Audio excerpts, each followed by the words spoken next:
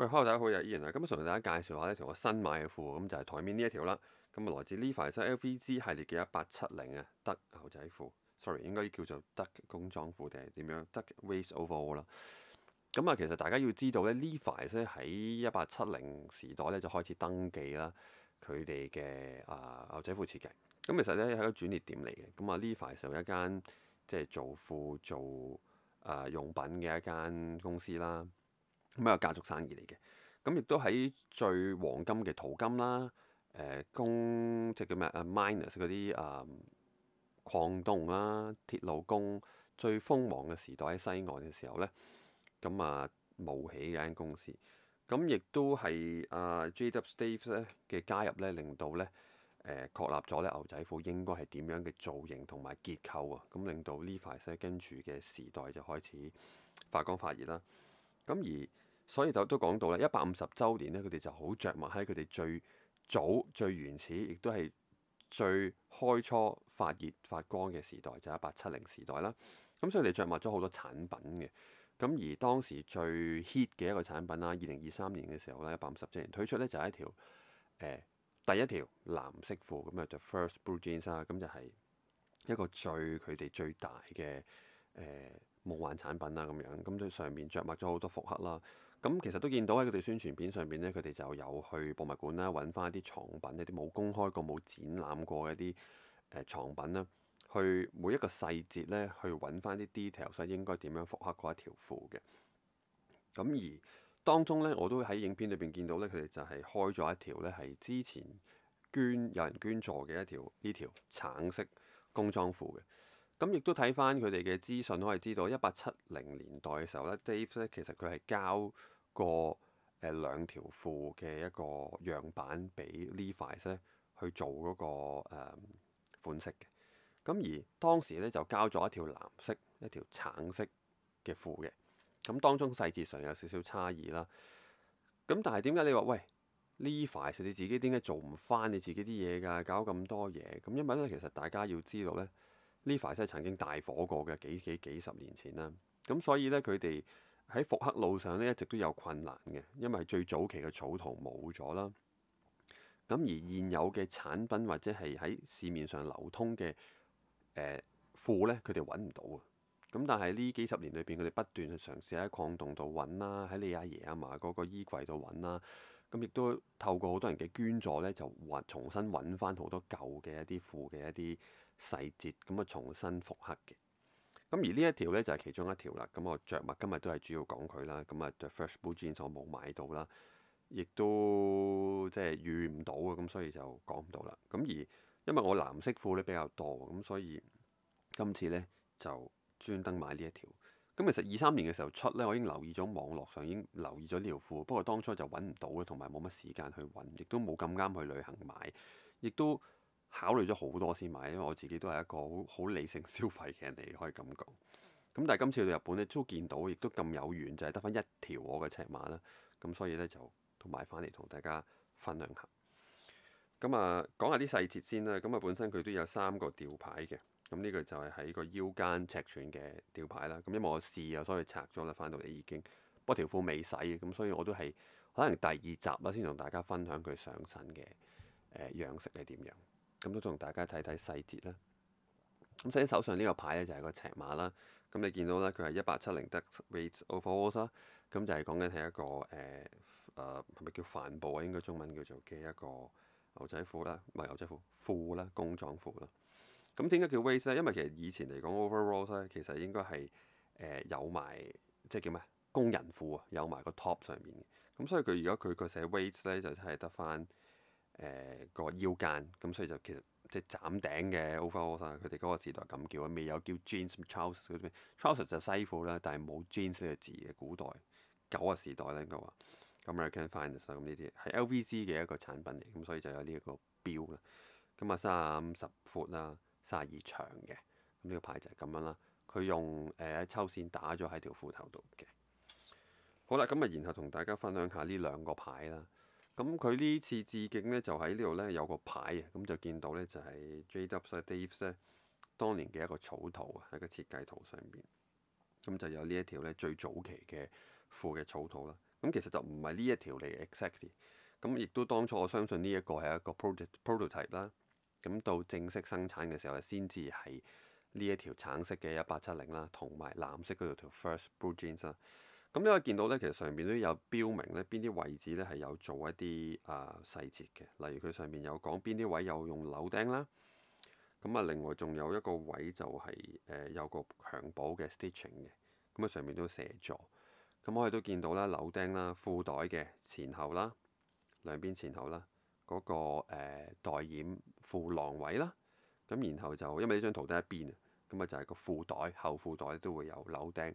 咁主要就係加強條褲啊！好多時候啲工人發現呢啲袋會成個爆開，甩開個袋，咁所以呢，就加強，就所以喺呢啲地方着墨。咁啊褲囊最易爆啦，褲袋亦都最易爆，咁所以呢，就做咗有扭釘嘅褲啦。咁呢個就係 Levi's 嘅整個開始啦，可以咁講啦。咁上面寫住係一個5月20號啦，1873年嘅圖嚟嘅，亦都有 number 139121咁呢個字喺上面啦，好有趣嘅。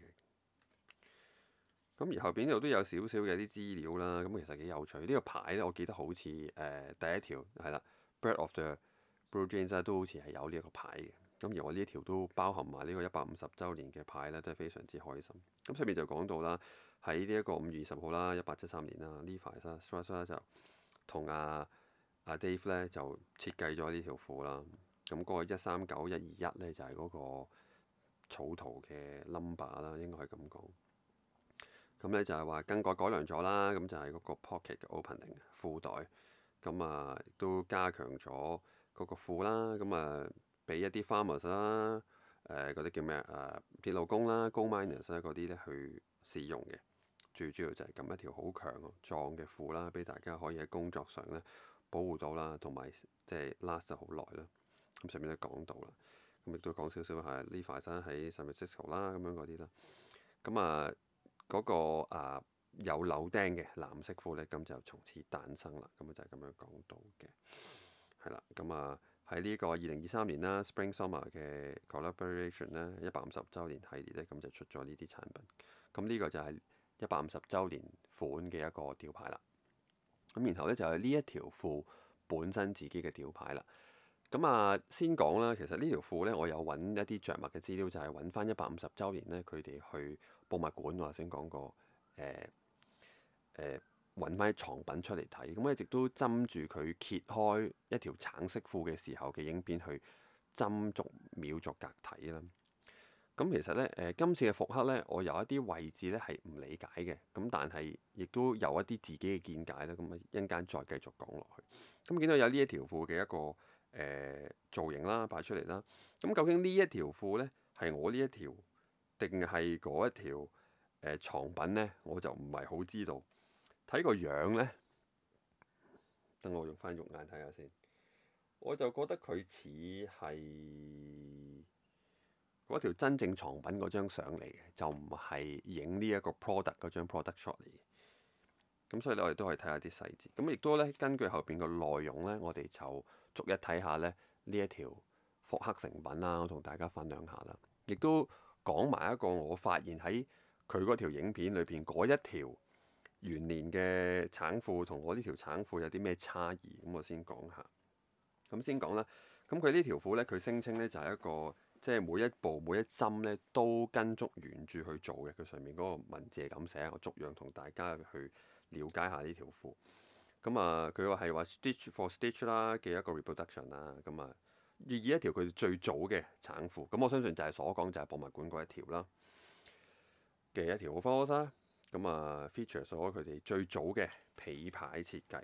咁啊，即係話呢一條咧同嗰條藍褲一樣，都係一個擁有最早皮牌嘅一個產品啦。你見到個皮牌係中間嘅，好有趣。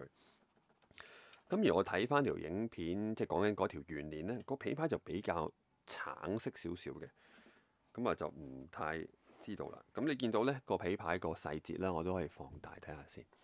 咁當時呢未有雙碼標嘅，咁就係一個咁樣嘅牌啦。咁啊 Levi's 啦，公司啦，14、16咁啊個街啦，San Francisco啦，咁亦都有啲佢哋嘅trademark 嘅嘢啦。咁啊就係呢一個pattern Brebated 嘅 Duck and Denim Pants 啦，因為當時咧佢哋我有講過有藍褲同呢條橙褲噶嘛，咁所以佢上面都寫住嘅。咁啊，仲有 Every pair guaranteed 啦咁樣，咁佢哋好有趣地咧，佢就係用手寫嘅當時。咁呢條復刻款咧都一樣咧，就唔係印製嘅，就係一個手寫嘅尺寸尺碼喺個皮牌上邊，咁非常之有趣嘅。咁然之後就係再睇下根據佢文章嗰度逐樣講下。咁然後啦嗱，咁啊 first ever leather patch 啦，咁就係用一個啡色 cotton 嘅 duck canvas 啦，咁我哋都可以咧睇到條褲嘅布裏啦，咁就見到咧佢係一個橙色嘅帆布嚟嘅。咁啊佢話佢自己 cotton 喎，咁我哋都睇下佢嗰個裏邊個標咧，佢寫佢係咩物料先。等我揾翻係邊一個先嚇。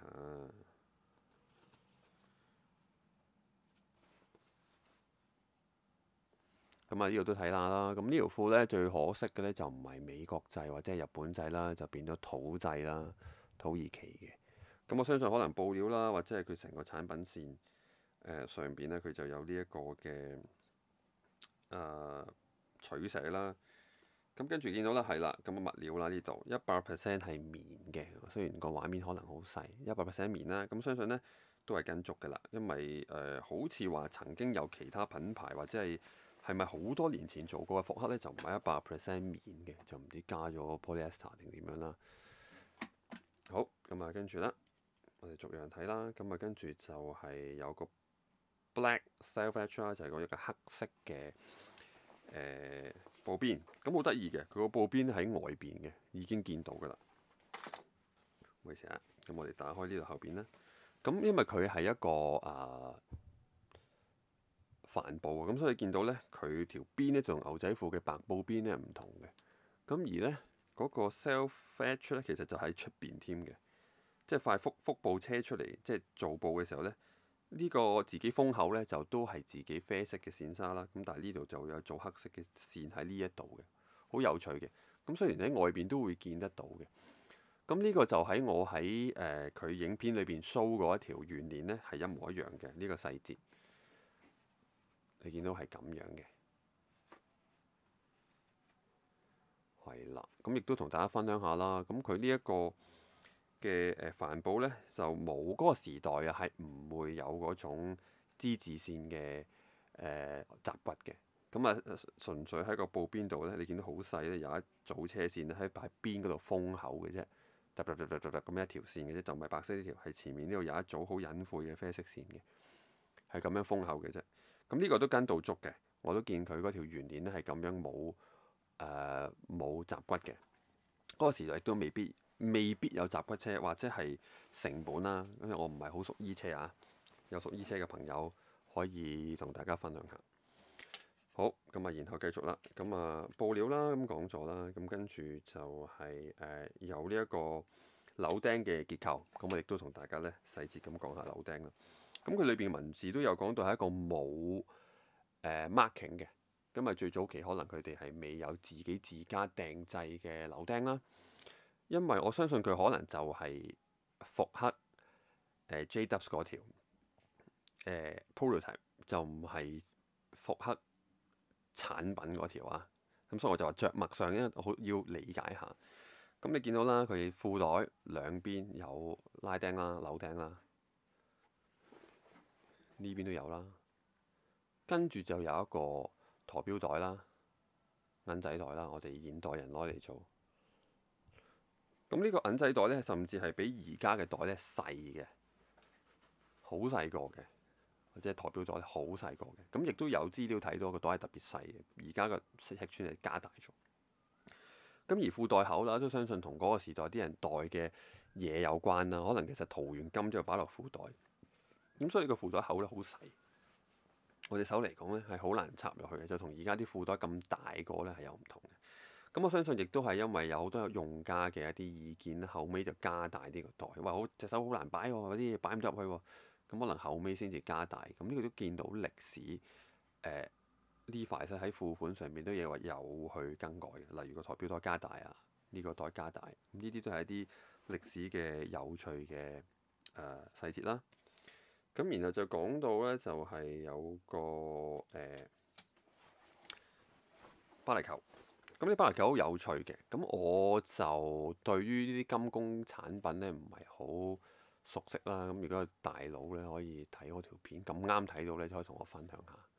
咁我見佢呢，咁好多人都對呢個巴黎扣呢好細節。我見好多大佬呢，好知道呢啲扣應該係點樣嘅，但係我自己就唔係好熟悉啊。咁你見到呢個扣呢，好得意嘅，佢呢個位置我相信係俾你拍斷佢咧，變成兩支針嘅。就而唔係個扣呢原本嘅設計俾你咁樣用，係啦，呢個非常之有趣嘅地方啊！如果有啲句知道呢，可以話俾我聽。我發現呢度呢，佢有個好少嘅連接桿、連接位置，我相信係倒模嘅時候倒成咁，然之後俾你拍斷呢一條橫桿呢，就變成一個真正嘅雙針巴黎扣。咁如果好似我呢啲呢，唔係好用呢個扣嘅人呢，亦都有好處嘅喎。點解呢？當你穿過咗之後呢，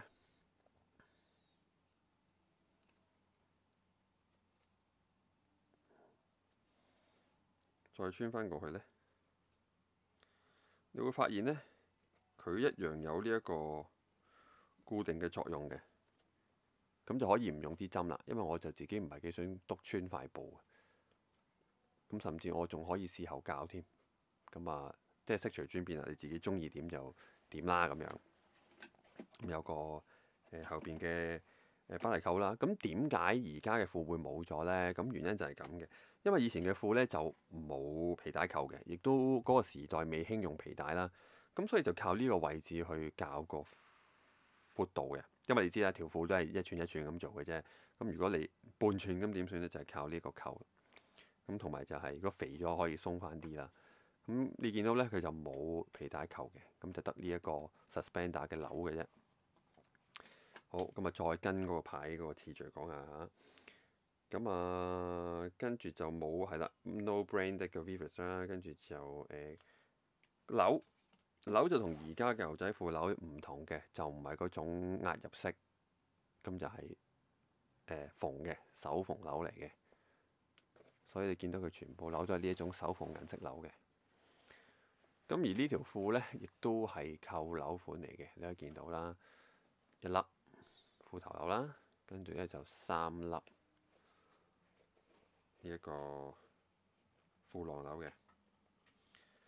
咁而有趣嘅地方就係呢，佢嗰個褲掩啊，佢係全部都係咁樣間開咗呢，有縫線間開嘅，有組線喺度嘅，間開咗嘅。全部都係手縫鈕啦。好啦，咁啊跟住呢就係啦，咁啊 True to Original 仲有一樣好細節嘅地方就係咩呢？係冇後邊嘅十字打造嘅個褲 pat pat 位，你見到呢一條線嘅啫，冇一幅布喺呢度嘅。你同牛仔褲係唔同嘅，個 pat pat 係咁樣嘅。咁甚至要做到佢嗰個 bell 嘅，即係一個鐘擺型呢。咁所以佢呢個位呢，就係咁樣縫打雜嘅啫。咁就有一個大啲嘅 pat pat，你見到條褲好得意嘅，好葫蘆型嘅，個褲頭細啲，嗰個 pat pat 係有個好大嘅 hip 嘅，所以條褲着上身呢個 pat pat 好鬆嘅，好舒服嘅，係方便你踎啊、跪啊咁樣嘅，即係成日長期踎喺度做嘢、跪喺度做嘢，係好大個 pat pat，就同而家嘅牛仔褲唔同。因為大家都要知道，以前呢呢啲工裝褲就真係俾你做嘢㗎嘛，係去到後期變成潮流同埋一啲日常衣着，先至慢慢個 cutting 咧變得貼身啲、fit 啲。咁最早係咁好漏爆嘅。咁見到呢就單 pat pat 袋冇海鷗線嘅，佢上面都寫住嘅。咁就係啦 no yoke 呢 and 呢個冇海鷗線嘅 back pocket 就冇海鷗線嘅。咁大家可以知道點解有海鷗線啦。咁其實海鷗線呢，原因呢係 Levi's 佢一推出條褲嘅時候太 hit 啦。其實好多廠老闆，又或者係當時大家對專利權嗰樣嘢唔係咁有 idea 啦。講緊18幾年，咁好多人抄佢，咁啊於是乎佢點樣去即係俾人適應到呢？就做一個海鷗線嘅 stitching 啦，俾人見得到佢嗰條係 Levi's 啦，俾人分正版老翻。咁當然你問我，老翻都一樣可以車條海鷗線嘅啫。咁個皮牌老翻嘅跟佢印都得啦。咁但係如果你跟佢印咧就違法啦，因為佢個 pattern 呢一個係有登記嘅。好，咁啊，然後就係跟個牌咁講咧，就係呢啲啦。咁而其他細節都想同大家分享，我呢條片會頗長，如果大家要有啲耐性睇。咁啊，亦都慢慢咁樣講下啦。先講頭先講晒啦，就係佢哋着襪嘅一啲細節。咁而一啲就我自己有 care 嘅細節為止啦。咁呢條褲咧就偏薄嘅，可能都係9安以內、10安以內嘅一個帆布啦，比牛仔布硬啲嘅。我哋覺得布理緊密啲，甚至有人話 canvas 咧你做得密咧可以防水或者線水。咁可以見到咧，整條褲咧硬朗啲啦。咁所以亦都明白點解之後咧工裝褲會變成牛仔布。牛仔布咧其實喺着耐咗或者洗多咗咧，佢好明顯係會軟好多。而呢條咧就挺啲、硬刮刮啲嘅。咁所以點解慢慢就取代咗 canvas 就得翻denim 牛仔褲啦。咁你見到啦，紐扣啦，呢啲頭先有嘅細節講咗啦，冇 brand 嘅，冇牌子嘅。咁然後見到咧，整條褲係冇鎖鏈車，全部都係平車嘅線嘅啫。咁你見到由褲頭成所有嘢呢啲全部都係單縫車嘅啫。咁啊，同埋你見到啦，嗱，好有趣嘅地方就係咧，佢所講嘅 black selvedge 就真係呢一條啦。咁如果你哋有玩或者有朋友知道見過The First Blue Jeans 咧，佢都係條腰間帶咧，重點啊，腰間帶係要用 selvedge 去做嘅。咁所以你見到原始款咧，佢呢條係有條白邊嘅赤耳布，嗰個褲頭帶係用一幅布邊做嘅。咁所以咧，如果喺 canvas 版咧，你就會見到或者德版咧，就會見到一個黑色嘅封邊。嗰條線咁呢個位，咁而你見到呢個就真係佢 selvedge 嘅自己封後邊嚟嘅。咁因為呢一個帆布版就冇咗個白邊啦，咁全部單縫啦。咁好有趣嘅就係話嗰個時代冇閘骨啦，咁所以條褲裏邊呢，全部都係咁樣噶啦，只係車咗一組線咧去封口嘅啫，冇閘骨車嘅嗰個時代，呢啲全部都係嘅。咁睇落去好似好簡陋啦，但係呢個就係正宗復刻嘅一個做法。如果你集咗骨，咁你就唔係復刻㗎啦。咁跟住咧，最有趣嘅地方就係咧，我都睇翻咧佢影片裏邊講嗰條圓鏈咧都有嘅細節咧，就係佢所有釘咧都有皮嘅 washer，即係墊，全部扭釘下低都有塊皮嘅。後褲袋呢啲全部都係嘅，有塊皮圓形皮咧墊咗後邊嘅。Sorry 啊，反光 focus 唔到，係啦，佢全部都有一個皮嘅墊喺下底嘅。咁然後啦，頭先講到啲紐咁靚仔啦，咁好在咧佢係有跟嘅，條褲有跟兩粒一大一細嘅紐俾你嘅，唔見咗就用翻啦。咁所以呢條褲着嘅時候咧，都會剪走咗呢粒紐咧 keep 住呢粒紐啦。遲啲咧有機會用到咧就補翻，因為啲紐未必揾得翻，我相信可能揾唔翻啦。可能大南街揾到啩，唔知。可能啲紐廠會有嘅，不過就盡量 keep 住啦，因為大家知道佢唔係牛仔褲嗰種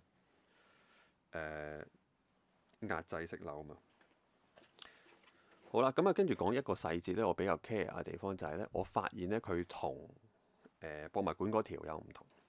咁就係咧，佢哋有強調咧去反個褲浪俾人睇。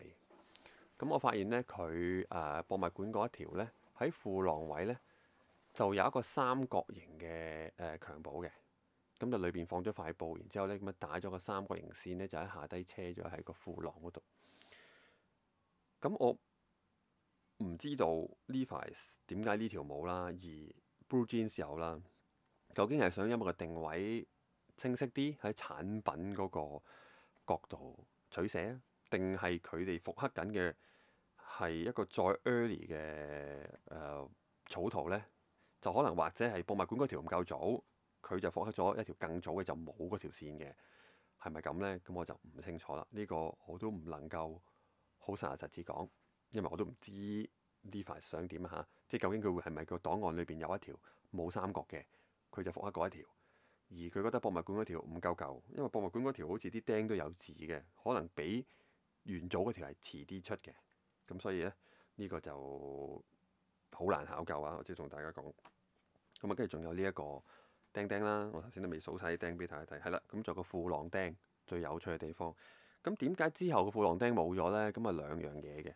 首先第一，刮爛啲家私，刮爛啲馬鞍，同埋咧就有好有趣就係有啲電影原來有 reference 嘅，就係當你喺一啲營火啊或者係一啲熱嘅地方做嘢，呢粒釘咧曬到辣到興晒，然之後咧可能坐低喐，咁啊男士就辣自己個小寶貝，咁所以後尾就 cancel 咗呢粒嘢啦，因為原來好多人 claim 哇辣到雞雞都唔見埋啊！咁所以咧呢個咧就後尾咧 cancel 咗嘅，咁所以你見到後期牛仔褲就冇晒呢粒釘啦。